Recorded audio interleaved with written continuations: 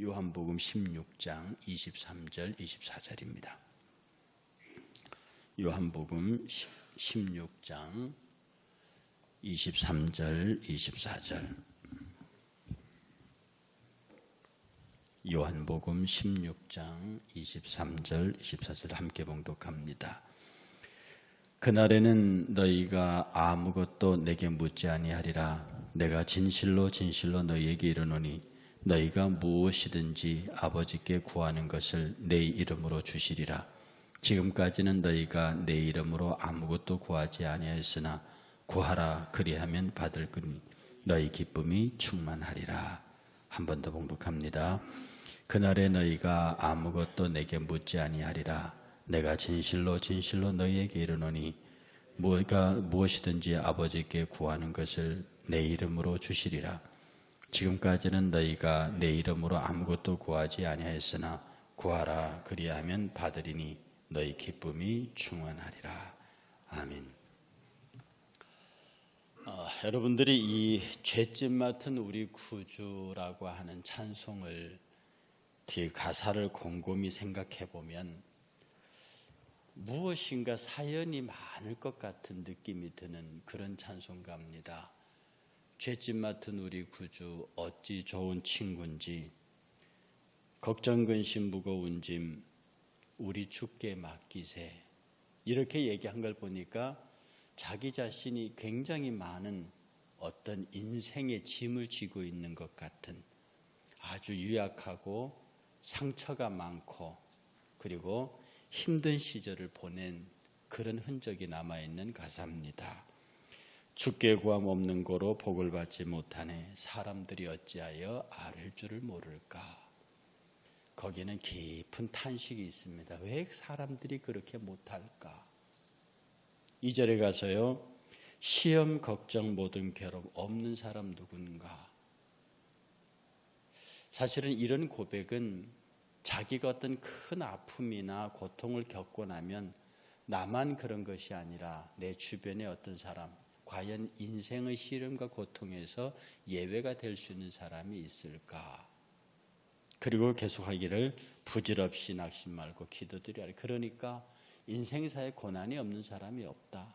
그러니 나만 슬프고 아프다고 그렇게 하지 말고 그런 고난이 있거든 기도하는 것이 마땅하다. 이런 진실하신 친구 찾아볼 수 있을까? 우리 약함 아시오니 어찌 아니하랴까. 너희가 아랠 때가 있고 매달릴 때가 있고 해결할 자가 있으니 당연히 그 앞에 나가서 우리 약함을 아시는 그분께 아뢰미 마땅하다. 걱정 근심 무거운 짐 많이 진 자 누군가. 피난처는 우리 예수 주께 기도드리세. 2절에서 시험 걱정, 그 다음에 3절에 근심 걱정. 어떤 형태로든지 우리에게 다 있는 것인데 그런 것에도 불구하고 우리의 피난처는 예수시니 그에게로 가자. 세상 친구 멸시하고 너를 조롱하여도. 사람이 험한 일을 당하거나 고통스러운 일을 당하면 위로하고 격려하기보다는 빈정대기를 먼저 하는 경우가 세상입니다. 그리고 그의 약점과 허물을 그때가 때라고 들춰내는 것이 인생의 일입니다. 그러나 예수께서는 그런 세상 사람들의 멸시와 조롱에 오히려 피난처가 되어주신다. 예수 품에 안겨서 참된 위로 받겠다. 이 찬송가 안에 잔잔하게 흐르고 있는 어떤 고백적 내용, 사실 그대로 이 찬송가의 작시가인 스크리브는 사실 이 찬송의 작시 동기가 병상에 누워 계시는 사랑하는 어머니를 위한 작시였다고 합니다. 그런데 실제로 이 작시자 스크리븐의 삶 자체가 고난과 고난의 연속이었어요. 이 사람이 태어나기가 1820년도에 태어났는데 찬송가 작가는 1855년이었고요. 영국 아일랜드에서 태어나서 비교적 행복한 젊은 시절을 보내다가 대학을 졸업한 다음에 1940년 그가 20살이 되던 해에 약혼을 합니다. 그런데 그 약혼녀가 익사를 해요. 굉장히 젊은 날에 처음 사랑했던 아름다운 아일랜드 여인이었는데 그가 익사를 하자 사실 그 젊은 날에 그렇게 사랑했던 여인이 물에 빠져 죽은 것을 실제로 경험하게 되면 그가 받게 되는 충격이나 상처는 일반적인 우리가 생각하기는 어려운 거죠. 그 엄청난 상처를 잊기 위해서 사관학교에 입교를 했는데 그것도 입교를 했는데 허약한 체력 때문에 버티지 못하고 중간에 퇴교합니다. 그리고 그 상처를 다 안고 캐나다로 이민을 해요. 그 캐나다로 이민 가서 자기가 어떤 출세지향적인 그런 것보다도 주변에 가난하고 힘든 불구자, 고아, 과부 그런 사람들을 위해서 열심히 섬기고 도와서 그가 살던 지역에서 이 스크리븐이 어떤 사람인지를 모르는 사람이 없었답니다. 그런데 거기에서 또 약혼을 해요. 마음의 상처를 받고자 그 새로운 여인을 택해서 약혼을 했는데 이제 그 약혼녀는 또 병으로 죽어버립니다. 처음 약혼녀는 익사를 하고 둘째 약혼녀는 병으로 죽자 이 스크리븐은 생각하기를 평생 혼자 주를 위해서 살라고 하는 거구나. 그것을 자기의 운명으로 받아들입니다. 그런데 후세에 많은 사람들은 이 사건을 놓고 얘기하기를 실제로 그는 고독했고요. 가난했고요. 신체도 허약했습니다. 그런데 어떤 면에서 본다면 그것이 그로 하여금 이 오늘 불렀던 죄짐 맡은 우리 구주를 포함한 아름다운 많은 찬송을 지어내게 한 배경이 되었다라고 고백하는 사람이 있습니다. 사실은 이런 고통 속에 주님을 발견하고 이런 고통 속에서 하나님의 은혜를 발견한 사람만이 할 수 있는 고백이 있습니다. 철저히 개인적인 어떤 경과를 거친 사람들이 내어놓은 고백은 남다른 면이 있죠. 그래서 이 찬송가를 부르면 어딘가 마음이 아련히 아려오는 정말 우리도 그 아픔과 고통이 무엇이 있을 것 같은 그래서 죄짐 맡은 우리 구주라고 하는 이 찬송가를 부르면 나의 죄와 짐이 나의 죄짐이 내게서도 느껴지는 것 같은 그래서 이 찬송가의 찬양 배경이 너희가 구하는 것을 이제부터는 나의 이름으로 구하라. 그리하면 너희가 얻을 것이다. 이제는 이때까지는 너희가 나의 이름으로 구한 것이 없다. 그러나 이제부터는 내 이름으로 구하라. 그리하면 주시겠다. 이 스크리븐의 평생의 삶은 주를 향해서 하나님을 향해서 바라보면서 그를 향해서 가는 삶을 살았습니다. 2명의 약혼녀를 잃고 난 다음에 그 허약한 체질과 그 다음에 자기가 의도하는 대로 인생이 되지 않는 것에 관한 불만이겠죠. 사실 인생을 살면서 자기 뜻대로 인생이 굴러간다고 생각하는 사람들은 그렇게 많지 않습니다. 그러나 스크리븐은 고백하기를 이 찬송가를 통해서 고백하기를 그렇기 때문에 이제 너희가 구하고 너희가 원하는 바를 이제는 내 이름으로 구하라. 이 말씀에 깊이 창념하는 겁니다. 내 이름으로 구하라 하는 말은 보증입니다. 우리도 어디 가서 심부름 보면서 내가 달라고 했다고 그래. 그런 말을 잘한단 말입니다. 누구에게 보낼 때 아들을 보낼 때 아버지가 그 달라고 했다고 그래. 선생님이 그걸 달라고 했다고 그래. 그 지위가 높으면 높을수록 우리나라의 최고 권력자인 대통령의 심부름을 가는 사람이 그 대통령님이 달래요. 이렇게 하면 그거 안 내줄 사람이 누가 있습니까? 그러니 하나님 자신인 하나님 예수께서 내 이름으로 구하라. 그러면 아버지께서 주실 것이다. 여기에는 절대적인 신뢰와 절대적인 감사에 대한 표현이 있습니다. 스크리븐 말하기를 너희가 안 구했다는 거죠. 사람이 질병 가운데 있고 가난 가운데 있고 고통 가운데 있고 절망 가운데 있음에도 불구하고 안 구했다는 거죠. 그가 이 문제를 해결해 주실 것이라고에 대한 믿음을 갖고 있으면서도 안 구한다는 거예요. 그런데 구약 시절에는 그냥 기도하는 것이었습니다. 그러나 예수께서는 이제부터는 내가 너의 기도를 보증할 테니 내 이름으로 해라. 내 이름으로 구하는 것은 받은 줄로 믿어라. 내 이름으로 구하는 것은 반드시 이루어진다. 내 이름으로 구하는 것은 내가 책임을 진다. 이렇게 얘기를 하시는 거거든요. 스크리브는 그의 어머니가 1850년대 병들어 누웠습니다. 기록은 스크리븐슨이 정말로 어머니를 사랑했대요. 그런데 그 어머니가 병들어 누워 있을 때에 그 어머니를 위로하기 위해서 죄짐 맡은 우리 구주라고 하는 가사를 썼다고 합니다. 그리고 어머니에게 그 찬송가를 불러드리고 그 어머니에게 이 찬송가를 통해서 병상에서 큰 위로를 받게 만들었다는 거죠. 그런데 이 찬송가가 어떻게 퍼져나갔는지를 아는 사람이 없습니다. 다만 마지막에 미국의 대부흥 집회의 찬양 인도자던 생키, 제가 생키라는 얘기 많이 하잖아요. 이 미국의 초기 찬양 역사에서 뺄 수 없는 사람이 생키입니다. 이 생키가 이 곡을 자기 찬양집에 수록하면서 내가 마지막으로 수집한 최고의 찬송가다 이렇게 표현했던 찬양이 이겁니다.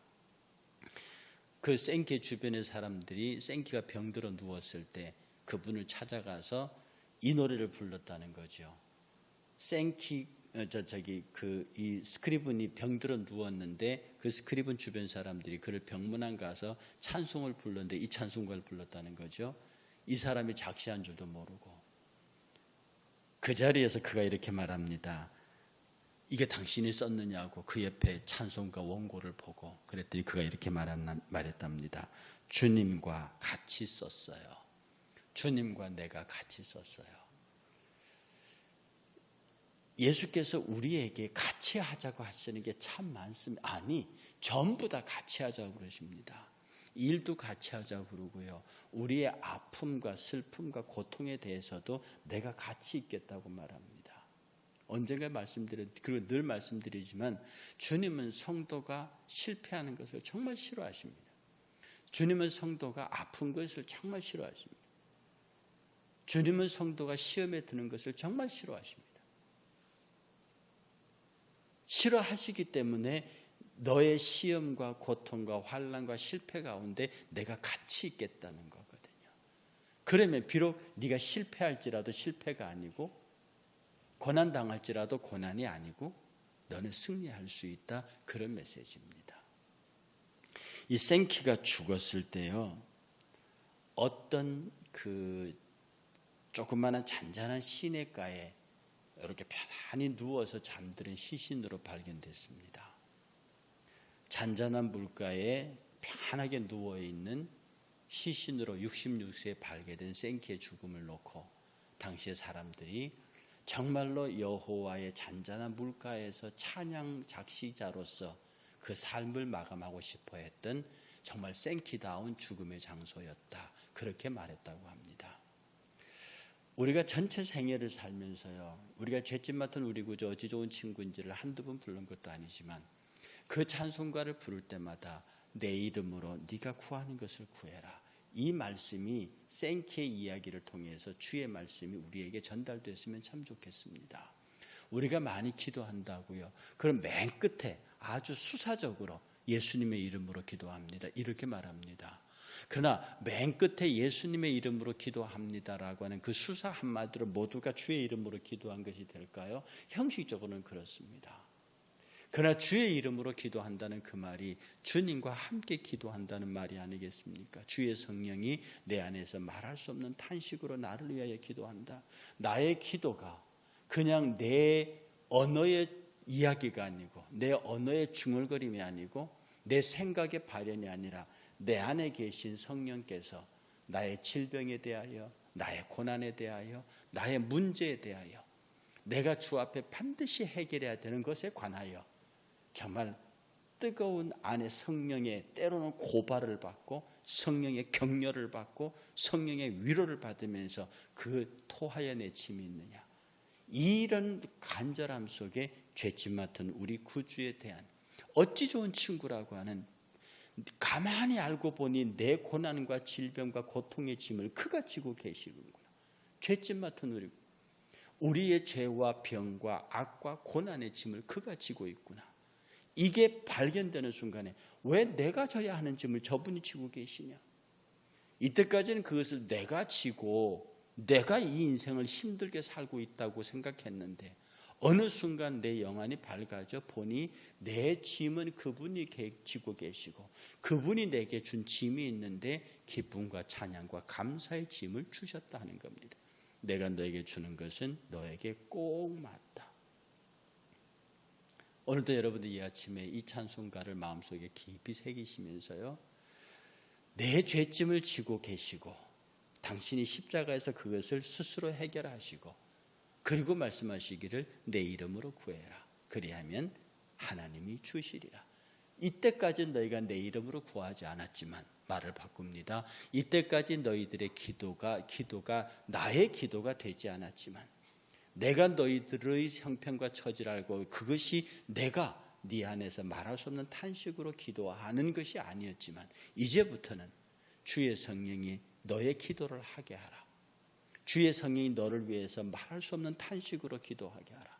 그 성령의 탄식의 기도가 네 입술의 열매의 기도로 나타나게 하고 성령의 그 간절한 마음이 너의 간절함으로 나타나게 하라. 그런데 어느 날 너의 기도가 너의 개인의 기도가 아니라 성령의 기도요, 너의 탄식이 아니라 성령의 탄식이며, 그래서 결론적으로 너의 기쁨, 기도의 응답이 성령께서 하시는 것임을, 성령께서 베풀어 주시는 것임을 깨달아라. 우리가 이 찬송을 함께 하나님 앞에 나오면서 부를 때에 그러한 주의 위로를 받을 수 있을 거라 생각합니다. 사랑하는 여러분, 함께 다시 찬송하면서요, 정말로 모든 근심과 염려의 보따리를 다 내려놓은, 여러분 정확히 보십시오. 여러분의 질병의 배낭, 고통의 배낭, 근심과 염려의 배낭을 그가 지고 계십니다. 그리고 이미 그렇게 하시기로 하셨어요. 이것을 믿으라고 말씀하시는 거고요. 우리에게는 수고하고 무거운 짐진 자들아 다 내게로 오라. 내가 너희를 쉬게 하겠다. 그리고 내게 배워라. 내가 너희에게 맡기는 짐은 쉽고 가볍다. 우리가 쉽고 가벼운 주님이 주시는 짐을 지고요, 우리의 죄짐은 우리 주님 앞에서 해결하고 어떤 일이든지 무엇으로든지 주께 간구함으로, 주의 이름으로 간구함으로 반드시 얻으시는 복 있는 성도들 되시기를 주의 이름으로 축복합니다. 함께 찬양하겠습니다.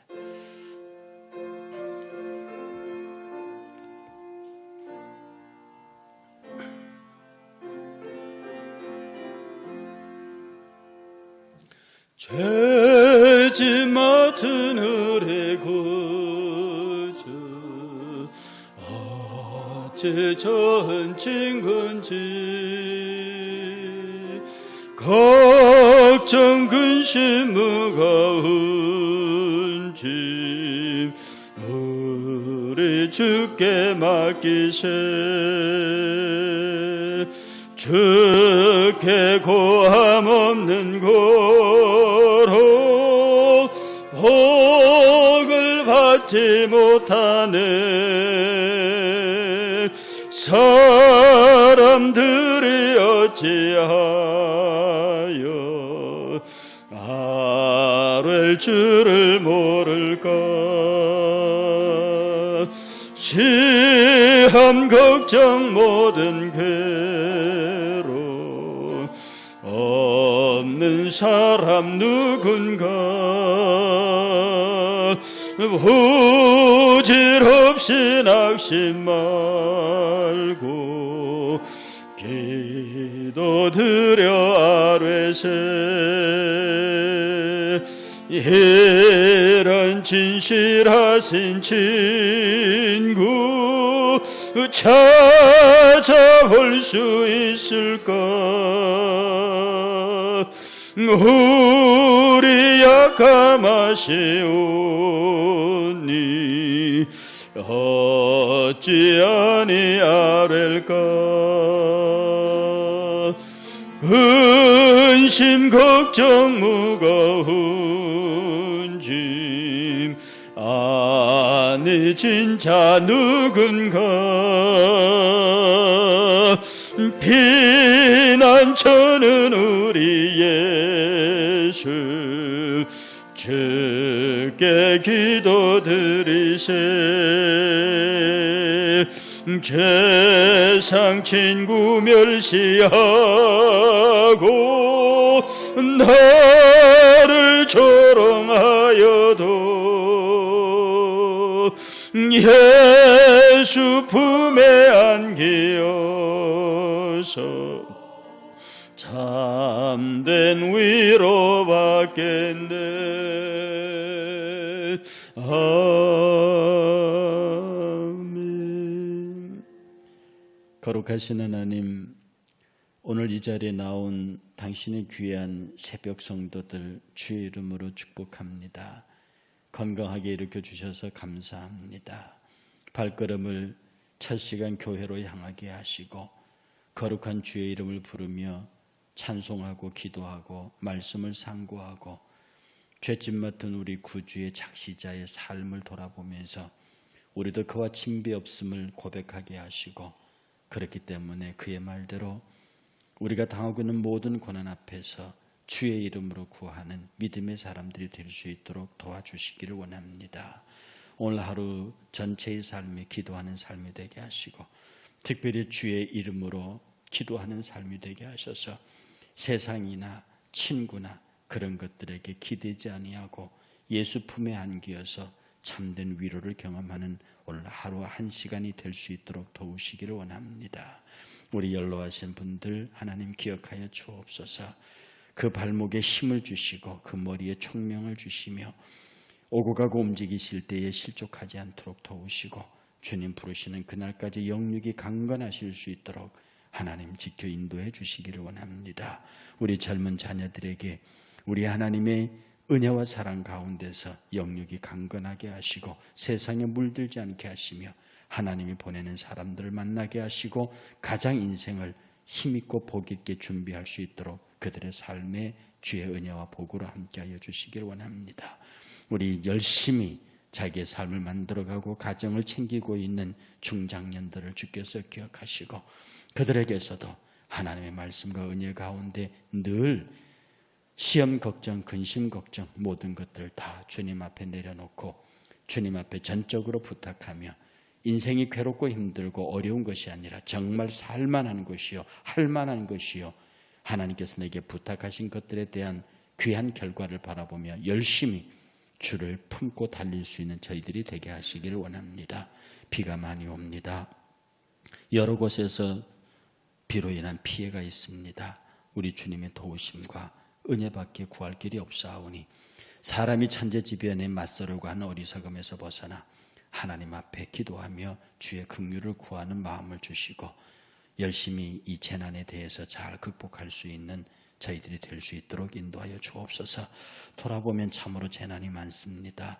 말세가 되면 이런 일이 많이 일어나겠다 했으나 근자에 일어난 일들이 직접적이고 너무 강한 것들이 많아 하나님 앞에 기도할 수밖에 없사오니 주여 사랑하는 성도들의 일거수일투족을 지켜주옵소서. 주님 앞에 모든 것을 부탁하옵고 예수님의 이름으로 간절히 기도하옵나이다.